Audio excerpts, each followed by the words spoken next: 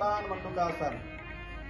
1 2 3 4 5 6 विश्राम। एक एक हात मोकळा करा, सरळ व्हा। पुन्हा एकदा प्रॅक्टिस करू आपण आता। या हात मागे, दुसरा हात मागे न्या, हातावर ठेवा, सुद्धा मागे। पाठीचा कणेचा व्यायाम होत आहे, पोटाचा व्यायाम होत आहे, मानेचा व्यायाम होत आहे, कमरेचा व्यायाम होत आहे आणि ध्यान क्रिया आपली होत आहे। 1 2 3 4 5 6 नंतर